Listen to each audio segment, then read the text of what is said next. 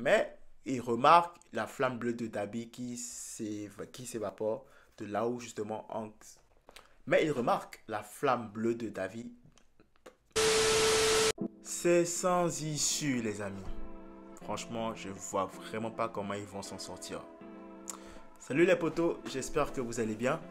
Aujourd'hui, on se retrouve pour la revue de l'épisode 5 de My Hero Academia saison 6. On y va. L'épisode commence bien sûr dans l'hôpital, où tu as encore la bataille qui fait rage entre Endeavor et Razorhead et les autres héros contre les Nomu. Ils n'arrivent pas à s'en sortir parce que déjà ils sont affaiblis et les Nomu semblent ne jamais s'affaiblir. À chaque fois que tu les butes, ils se régénèrent, alors que tu sais, tu as les héros qui eux clairement n'ont pas forcément la même endurance que les Nomu. En plus, tu as Mirko qui est HS, tu as un autre héros qui est occupé à suivre Shigaraki.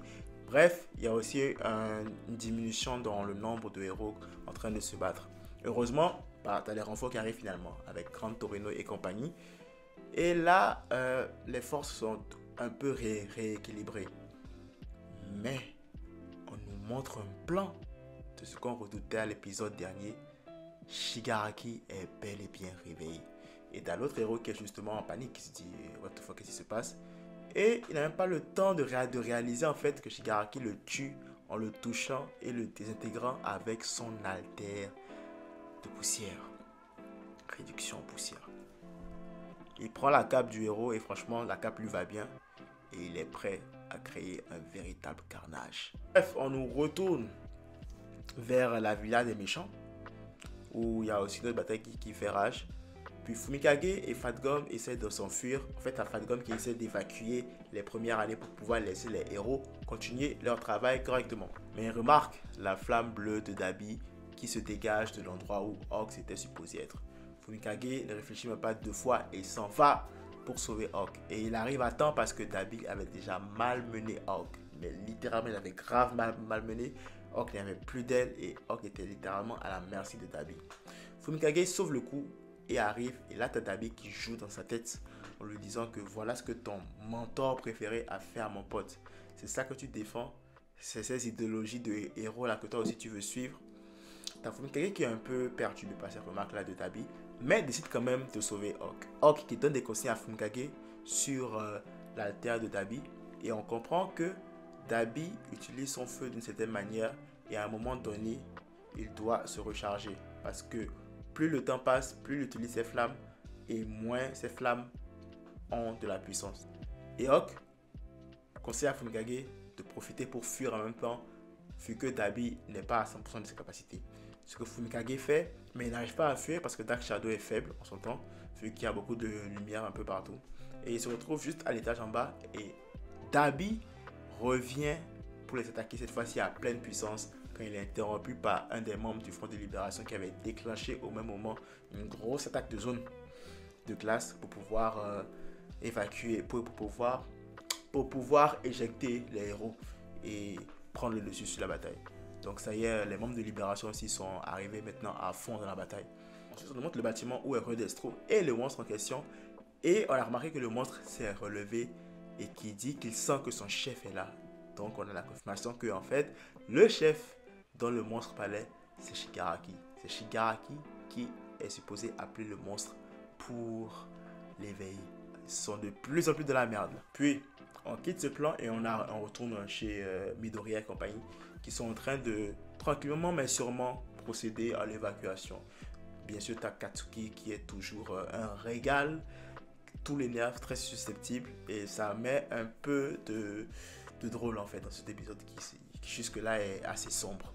T'as Izuku qui à un moment donné ressent un appel en son sein. C'est le porteur du One for All, le premier porteur du One for All qui l'avertit que Shigaraki est réveillé et que c'est la merde et qu'il est beaucoup plus puissant que prévu.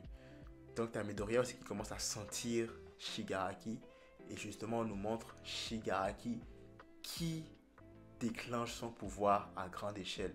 Ça veut dire qu'il n'a même plus besoin de toucher pour pouvoir désintégrer. Maintenant, il suffit juste qu'il propage son aura, je pense, pour que tout dans le rayon où l'aura est propagée se désintègre. On remarquera que sa portée de puissance est juste ridicule.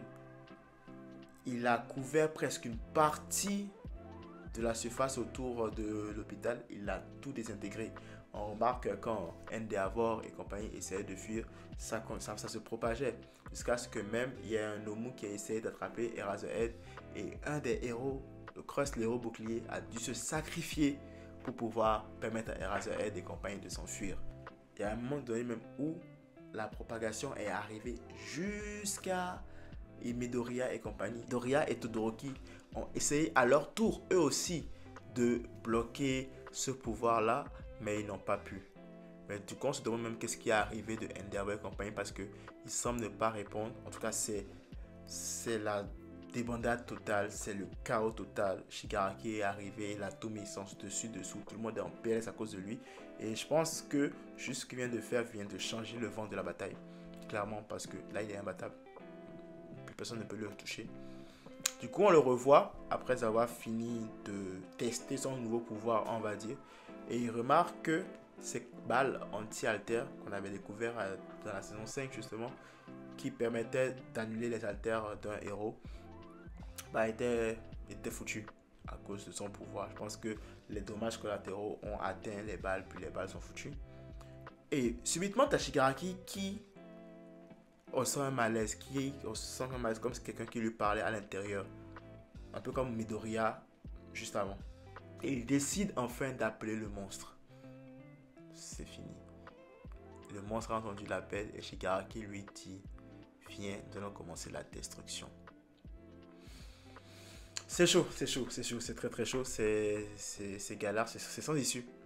Je ne vois vraiment pas comment est-ce que les héros vont réussir à se sortir de ce métier. Parce que d'un côté, on a un Shigaraki qui est ultra cheaté. Et de l'autre, tu as ce monstre-là qui semble indestructible et d'une force incommensurable qui va se joindre à lui. Puis, les membres du front qui commencent à prendre du terrain et à regagner en confiance. Et de l'autre côté, tu as les héros qui sont quand même blessés. Tu en as qui sont à bout de force. Tu en as qui sont déjà morts. Je ne vois vraiment pas ce qui pourra les sauver. En tout cas, une chose est sûre, c'est qu'on a hâte de voir comment ça va se passer dans le prochain épisode. Mais ce dont on doit être certain, c'est que ce sera de la continuité de cet épisode-là. C'est-à-dire massacre, massacre, massacre, KO par Shigaraki. Parce qu'on s'entend qu'on va vouloir nous montrer la suprématie totale de Shigaraki. J'espère qu'il n'y aura pas trop de morts importantes encore dans le prochain épisode. Mais j'ai quand même hâte de voir comment est-ce que les héros vont s'en sortir d'ici là. Voilà, c'est tout pour la revue de l'épisode 5 de la saison 6 de My Hero Academia. On se retrouve pour la revue de l'épisode 6 de la semaine prochaine, qui s'annonce très très très très palpitant. D'ici là, prenez tout soin de vous et de vos proches. Et que la force vous accompagne.